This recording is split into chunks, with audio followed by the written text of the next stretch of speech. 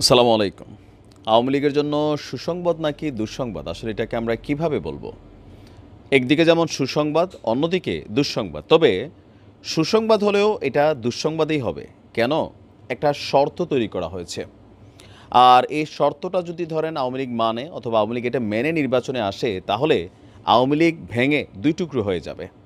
যেমনটা আমরা 1-11 সরকারের সময় দেখেছিলাম যে রাজনৈতিক দলগুলোকে ভাঙার জন্য একটা চেষ্টা চলছিল, বাট তৎকালীন প্রেক্ষাপট আর আজকের প্রেক্ষাপটের বিষয়টা আলাদা। নির্বাচনের দাবিতে এই মুহূর্তে সোচ্চার বিএনপি, জামাত সহ আরও বেশ কিছু দল। আর আমরা যতদূর বুঝতে পারছি যে এই বছরের শেষেই সম্ভবত জাতীয় নির্বাচন অনুষ্ঠিত হবে। কিন্তু প্রশ্ন হচ্ছে আওয়ামী লীগের নির্বাচনে অংশগ্রহণ করাকে নিয়ে।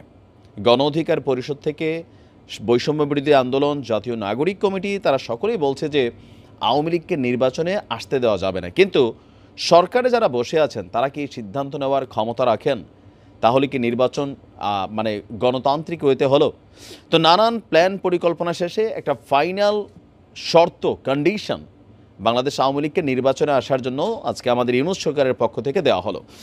তো সরকারের যিনি প্রেস আছেন, প্রেস উপদেষ্টা, তিনি আপনার বলছেন যে আগামী জাতীয় সংসদ নির্বাচনে আওয়ামী লীগ অংশগ্রহণ করতে পারবে কিনা এ নিয়ে চারদিকে আলোচনা চলছে।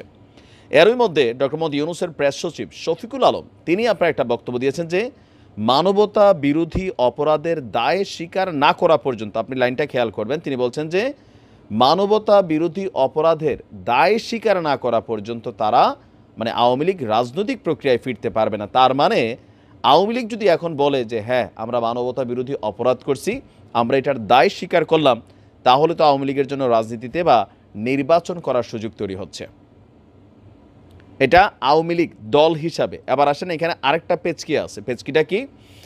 প্রধান উপদেষ্টা প্রেস সচিব লিখেছেন, গণহত্যা সমর্থনকারী আওয়ামী লীগের সমর্থকরা এখনও ভ্রান্তিতে আছে যে দেশ নির্বাচনমুখী হলে তারা রাজনৈতিক প্রক্রিয়ায় ফিরতে পারবেন।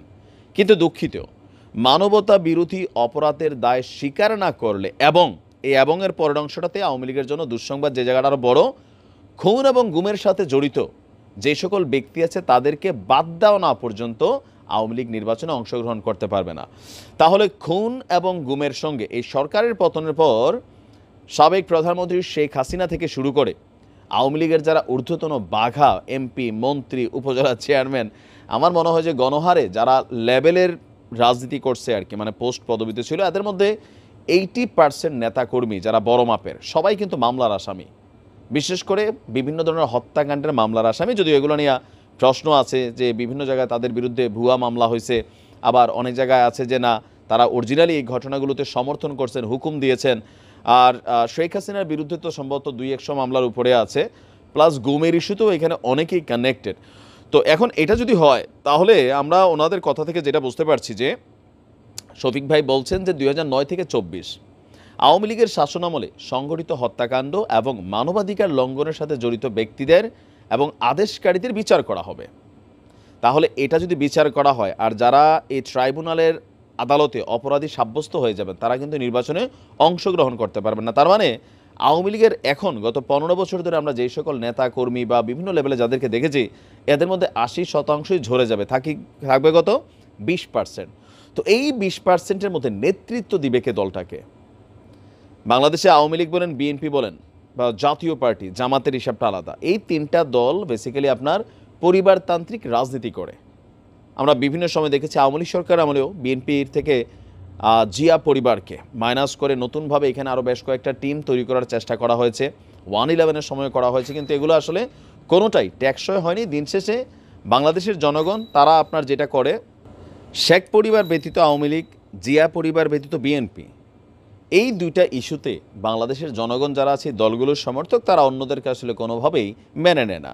যদিও এই দলগুলোর উৎপত্তির ইস্যুটা আলাদা, তাদের হাত ধরা হয়েছে, বাট জামাতের মধ্যে দেখেন আপনি পরিবারতন্ত্রটা এখানে কিন্তু কানেক্টেড নাই। পৃথিবীর অনেক দেশে এগুলো কানেক্টেড নাই, বাট বাংলাদেশে এটা আছে। গত 53 বছর যাবৎ আমরা যে রাজনৈতিক দলগুলোকে দেখছি পরিবারতান্ত্রিক, ভাইতান্ত্রিক, বোনতান্ত্রিক, তো এটা আপনার এর বাহিরে আমরা চিন্তা করতে পারি না।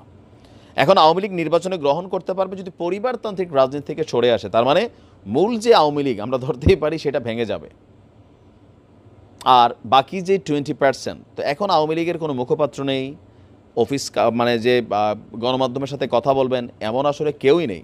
তো এরকম যদি কেউ আসেন তাদের মধ্যে থেকে একটা নতুন টিম বের হয়ে আসতে পারে যে আওয়ামী লীগ থেকে আমাদের এমপি হওয়া দরকার। হ্যাঁ, তো একা শেখ পরিবারের আন্ডারে হইলাম না কি হইলাম, আমরা আওয়ামী লীগ করি, আমরা বাকিরা যারা আছি আমরা মিলা নির্বাচনে যাওয়ার সিদ্ধান্ত নিলাম। কিন্তু এটা নিবে কিনা সেটাও একটা কথা, কারণ আমাদের বাই ব্লাড আমরা আসলে এগুলো থেকে বের হওয়ার সুযোগ নেই। বাট সরকার যে ইঙ্গিতটা দিছে এটা হচ্ছে এক ঢিলে দুই পাখি শিকার হয়ে যাবে। দেখা যাক কি হয়। ভালো থাকুন। আসসালামু আলাইকুম।